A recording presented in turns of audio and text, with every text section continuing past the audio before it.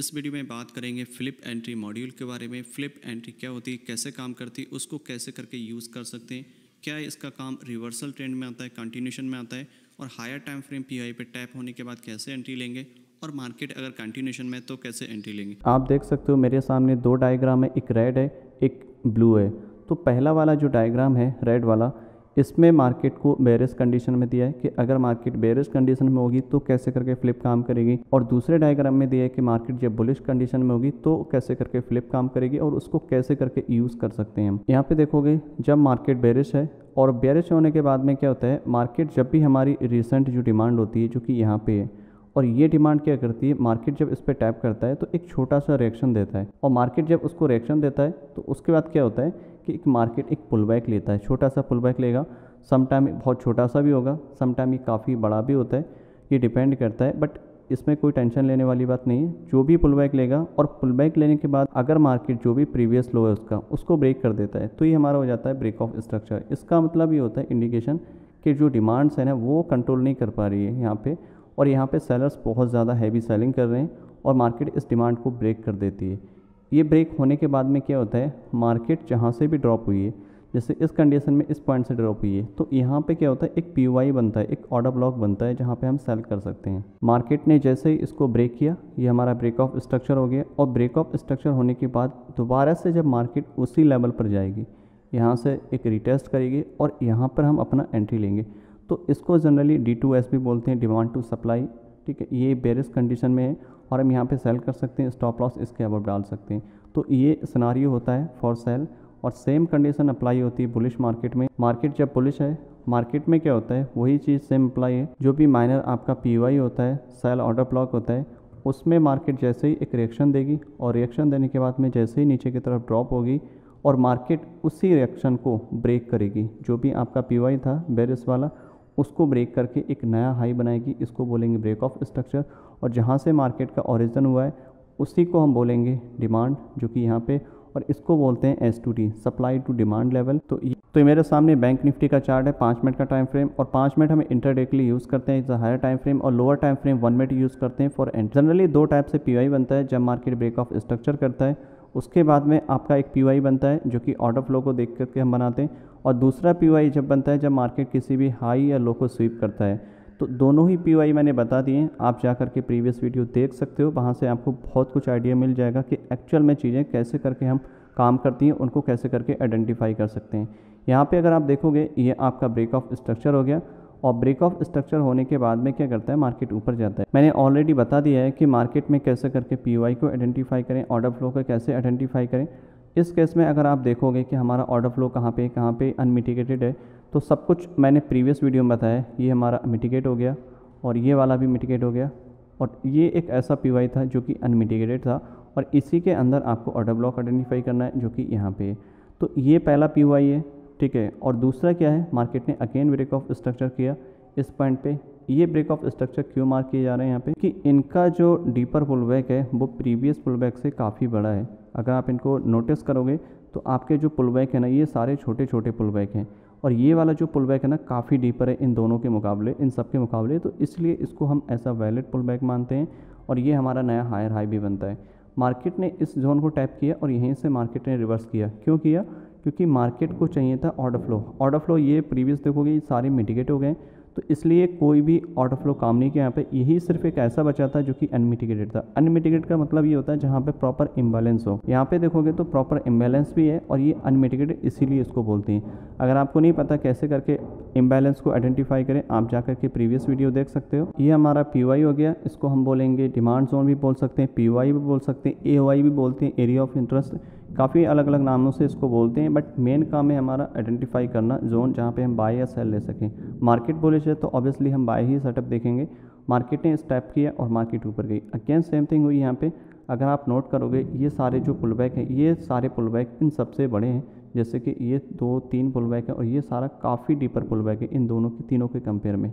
तो मार्केट ने क्या किया, यहाँ भी सेम चीज़ की, सारे ऑर्डर फ्लो मिटिगेट कर दिए, सारे मिटिगेट कर दिए। ये वाला हमारा अनमिटिगेट था, मार्केट ने उसी को टैप किया और मार्केट वहाँ से रिवर्स करी। तो अब हमें क्या करना है, उसी पॉइंट को हमें मार्क करना है। ये तो मैं सिर्फ आपको POI आइडेंटिफिकेशन का बता रहा हूँ। फ्लिप कैसे काम करता है वो इसके बाद स्टोरी है। आपने जैसे ही पी को आइडेंटिफाई कर लिया कि हमारा पी कहाँ पे है, पी दो ही होते हैं, एक पहला होता है इंड्यूसमेंट के बाद में और दूसरा होता है एक्सट्रीम पे। और जो इंड्यूसमेंट के बाद बनता है उसको बोलते हैं डिसीजनल पी, और एक एक्सट्रीम पे बनता है वो बनता है आपके टॉप ऑफ द स्ट्रक्चर या बॉटम ऑफ द स्ट्रक्चर। ये तो हमारे पी हो गए। और तीसरा पी हमारा जब बनता है जब मार्केट किसी भी मेजर हाई लो को स्वीप करता है, और उसके बाद वहाँ पे हम एंट्री देखते हैं लोअर टाइम फ्रेम में। अगर सब कुछ वहाँ पे फिट है तो हम बाय या सेल कर सकते हैं, नहीं है तो हम वेट करेंगे। तो यहाँ पे अगर आप देखोगे जो प्रीवियस हाई था हमारा ये वाला, उसको मार्केट ने यहाँ पे स्वीप किया। इसका एक स्ट्रॉन्ग इंडिकेशन होता है कि मार्केट में कुछ पुल बैक आने वाला है। जब भी मार्केट सारे स्टॉप लॉस कलेक्ट करती है, मार्केट नीचे आती है। तो ये कोई बॉस भी नहीं है, ये चौक भी नहीं है, सिर्फ लिक्विडिटी स्वीप हुई है।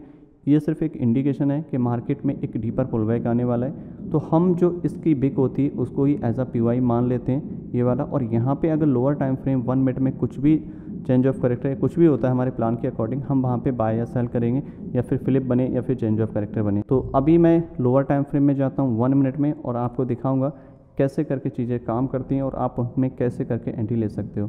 तो राइट नाउ ये एक पी है हमारे लिए 5 मिनट का। और मार्केट में अगर आप स्ट्रक्चर आइडेंटिफाई करोगे 1 मिनट का, तो हमारे माइनर हाई लो मार्क करना होते हैं आपको। और इसमें अगर आप मार्क करोगे, इसमें कोई भी ऐसा रूल अप्लाई नहीं करना होगा था कि प्रीवियस लैग बड़ी हो या छोटी हो। यहाँ पे सिर्फ आपको नॉर्मल स्ट्रक्चर ही अप्लाई करना है।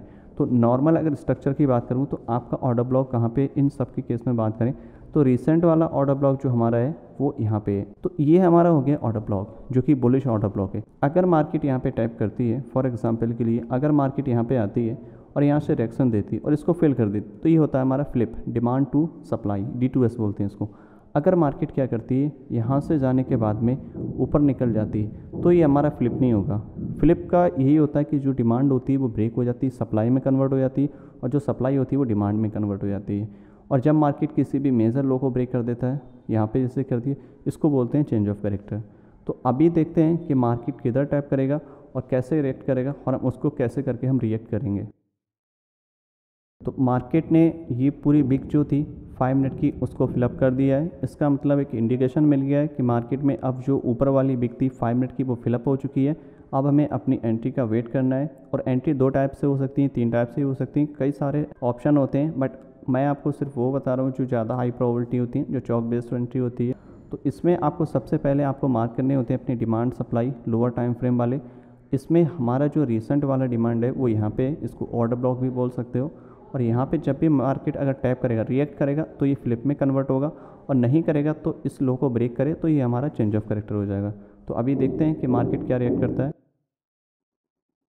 जैसा कि आप देख सकते हो मार्केट ने यहाँ पे टैप किया और टैप करने के बाद एक छोटा सा रिएक्शन दिया। मैंने प्रीवियस में भी बताया था कि मार्केट जब भी किसी भी डिमांड या सप्लाई को टैप करेगी तो वो जो पुल बैक है वो छोटा भी आ सकता है और डीपर भी आ सकता है, वो डिपेंड करता है मार्केट की स्ट्रेंथ के ऊपर। बट आपको रिएक्शन जो है अपने प्लान के अकॉर्डिंग ही लेना है। मार्केट ने जैसे यहाँ से पुल बैक दिया, पुल बैक देने के बाद में उसको ब्रेक कर दिया। अब जो ब्रेक होता है यानी कि ये डिमांड जो थी वो फेल हो गई। अब फेल होने के बाद में क्या है, मार्केट क्या करता है, सप्लाई क्रिएट करता है। अगर हम इस जोन में देखें रिसेंट वाले में, जहाँ से मार्केट ऊपर गई है और ऊपर जाने के बाद में नीचे की तरफ ड्रॉप हुई है, तो इसमें हमारा ऑर्डर ब्लॉक कहाँ पे है, जो बेयरिश ऑर्डर फ्लो कहाँ पे है, बेयरिश ऑर्डर ब्लॉक कहाँ पे है जहाँ हम एंट्री ले सकते हैं। तो इस वाले में अगर हम बात करेंगे तो ये हमारा ऑर्डर ब्लॉक बन जाएगा। बट अगर हम पूरे को लेंगे ये हमारा ऑर्डर फ्लो बन जाएगा। इसमें अगर हम पूरे जोन को भी लेंगे तो भी कोई टेंशन नहीं है, क्योंकि ऑर्डर ब्लॉक बहुत छोटा हो जाता है, सम टाइम टैप होता है नहीं होता है। तो इस केस में आप थोड़ा बड़ा भी ले सकते हो अगर ऑर्डर फ्लो छोटा है। और यहाँ पे हम जो एंट्री अपनी यहाँ पे करेंगे प्लस, और स्टॉप लॉस इसके अबव डालेंगे, इस हाई के अबव थोड़ा सेफर रहेगा। और टारगेट अपने प्लान के हिसाब से डालेंगे, जो 5 मिनट का स्ट्रक्चर है उसके अकॉर्डिंग। तो मैं जो टारगेट है वो 5 मिनट का मेजर लो है, उसको मैं टारगेट कर रहा हूँ यहाँ से। और इसमें जैसे ही मार्केट ने टैप किया, यहाँ पे जैसे रिएक्शन दिया, आपका डिमांड जो था वो एक सप्लाई में कन्वर्ट हो चुका है, और इस सप्लाई पे आप सेल कर सकते हो। यहाँ पे आपको डायरेक्टली सेल करना है, कोई टेंशन नहीं लेना है। मार्केट ने जैसे ही यहाँ पे टैप किया, मार्केट ने रिएक्शन दिया, और इसी को बोलेंगे हम D2S, क्योंकि ये जो पोर्शन है हमारा ये डिमांड से सप्लाई में कन्वर्ट हो चुका है, ये हमारा D2S हो गया। और अब क्या करेंगे, यहाँ से हम यहाँ से अगर मार्केट नीचे जाता है कंटिन्यू, कोई भी एंट्री देता है इसी टाइप से या फिर दूसरे प्लान के अकॉर्डिंग, चौक बनाने के बाद में या बॉस बनाने के बाद में हम नई एंट्री भी ले सकते हैं। अगर नहीं देता है तो कोई दिक्कत नहीं, बट हमारी जो पहली एंट्री है D2S बेस पे, या आप कह सकते हो फ्लिप के बेस पे। तो मार्केट में अभी देखते हैं क्या रिएक्ट होता है यहाँ से। तो फाइनली मार्केट ने यहाँ से रिएक्शन दिया और रिएक्शन देने के बाद में नीचे की तरफ ड्रॉप हो रहा है और कंटिन्यू ड्रॉप हो रहा है। और अभी देखते हैं क्या हुआ, फाइनली मार्केट ने टारगेट हिट कर दिया। तो ये जो होती है कि मार्केट में आपका पीओआई आइडेंटिफाई करना होता है, उसी पोर्शन में आपको लोअर टाइम फ्रेम में जाकर के इस टाइप से आप D2S demand to supply follow कर सकते हो और कंटिन्यूएशन में कैसे करके ट्रेंड करना है। अगर आप इससे थोड़ा सा पोर्शन नीचे का देखोगे आपको आइडिया लग जाएगा कि D2S कैसे काम करता है या S2D जिसे आप फ्लिप बोलते हैं, फ्लिप एंट्री कैसे काम करती है। अगर यहाँ से देखोगे तो आपका जो रिसेंट वाला ऑर्डर ब्लॉक था वो यहाँ पे था और इस ऑर्डर ब्लॉक पे अगर आप देखोगे तो मार्केट ने यहाँ पे रिएक्ट किया जो कि काफ़ी मिनिमल है। और मार्केट ने जैसे ही यहाँ से रिएक्ट किया ये बुलिश ऑर्डर ब्लॉक बनाया और फिर मार्केट फेल कर दिया। और यही हमारा ऑर्डर ब्लॉक है, वो हमारा सप्लाई का काम करेगा और नेक्स्ट एंट्री हम जो है इसी के नीचे हम ओपन कर सकते हैं, जो कि हमारी एंट्री होगी कुछ इस टाइप से और अपना स्टॉप लॉस इसके अबव डाल सकते हैं।